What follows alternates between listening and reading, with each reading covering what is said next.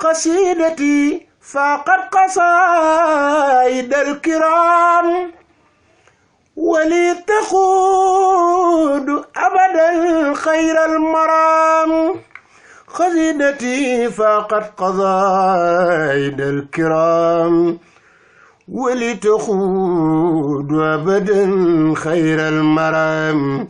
بسم الله الرحمن الرحيم وصلى الله على سيدنا ومولانا محمد وعلى آله وصحبه وسلم تسليما. Masalik al-Jinan, les itinéraires du paradis, de Cheikh Ahmadou Bamba Khadim Rassoul, traduit de l'arabe au français par Cheikh Fatma Mbacké. Voix de Pape Faye, prise de son Souleymane Gueye. Quelques conseils et compléments tirés du Zahab ainsi que d'autres livres.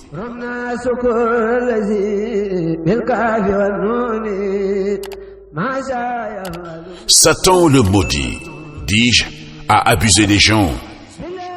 Il s'occupe de choses qui ne leur préservent guère du châtiment de leur Seigneur le jour de l'angoisse.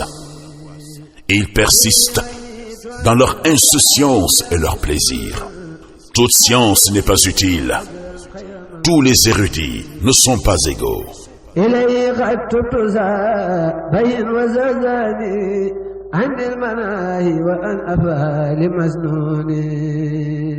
Il y a des sciences qui endurcissent le cœur, provoquent la fierté du savant et lui font oublier le Seigneur.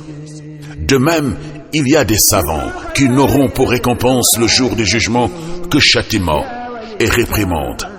On lit dans le poème de notre cher Al-Khilali qu'Allah le Très-Haut soit satisfait de lui. La vraie science est celle qui engendre la crainte d'Allah l'Omniscient. Celui qui n'acquiert pas cette science n'est qu'un ignorant blâmable.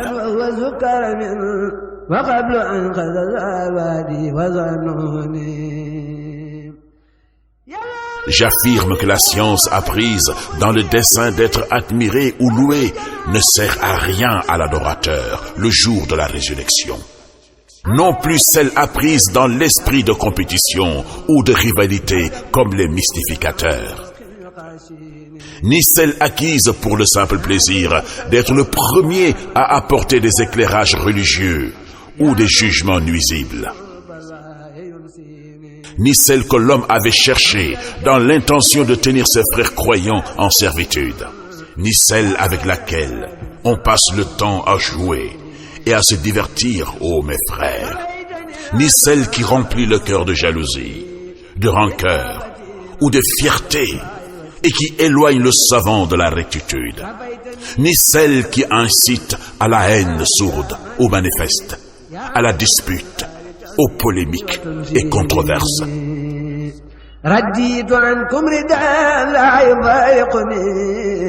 Ni celle qui pousse l'homme à la folle présomption de grandeur, ou qui engendre la querelle et la dissidence, ni celle qui suscite la polémique stérile, la colère, la fureur ou la tuerie, ni celle qui sert d'intrigue, de moyen pour détourner ou souturer des biens d'autrui, de thésauriser l'argent et susciter du bavardage. Non.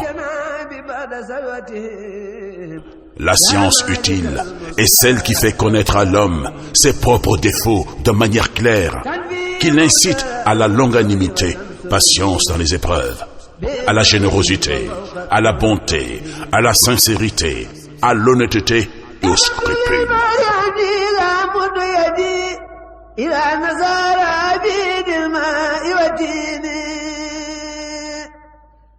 À aimer la vérité, la retraite spirituelle, la méditation, l'observation et la réflexion, c'est celle qui donne à l'homme les bonnes qualités morales, intellectuelles et spirituelles, intérieurement et extérieurement, sans animosité envers quiconque. Celle qui l'ouvre à la crainte d'Allah, le dispose à l'ascèse, à l'espoir bien fondé et à l'éloignement du grand public. Celle qui exclut les désirs excessifs et empêche de se tourner vers les créatures pour ses besoins. Celle qui bannit la jalousie, la fierté, l'égarement, la haine et la présomption, qui incite l'homme à la sagesse et à entretenir de bonnes relations avec les frères musulmans pour la face d'As-Samad Allah.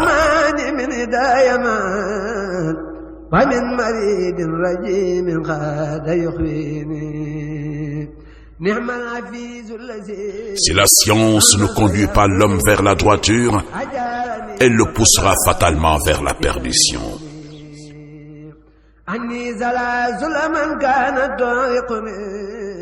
Imam Ghazali affirme que celui qui aide quelqu'un dans la recherche du savoir pour un objectif autre que pour la face d'Allah, celui-là partagera son tort, à l'image de celui qui aura vendu un sabre à un brigand, tremperait dans les crimes de ce dernier.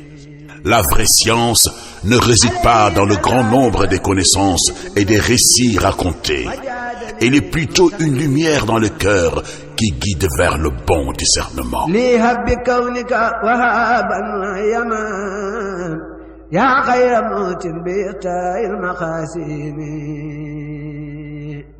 Cherche-la ayant uniquement pour but la face d'Allah très haut.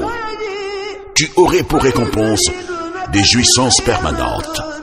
Certes, celui qui ne craint pas le maître de l'univers, Allah, n'est pas alim, un savant, quand bien même épuiserait-il toutes les disciplines de la science.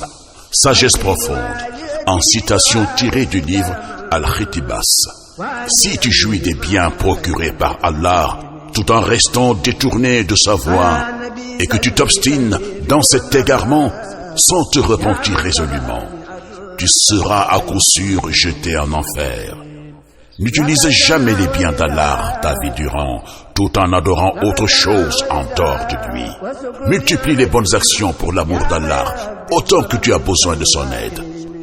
Agis pour ce bas monde en fonction du séjour que tu feras par rapport à l'autre monde. Ô toi qui es lucide, agis pour l'autre monde en fonction du séjour que tu feras. Celui qui force ce principe est en perdition.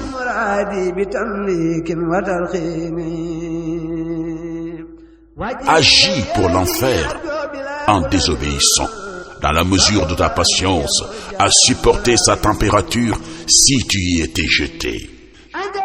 Si tu crains ton Seigneur, l'un, comme il se doit, chaque être vivant te craint pour cette raison.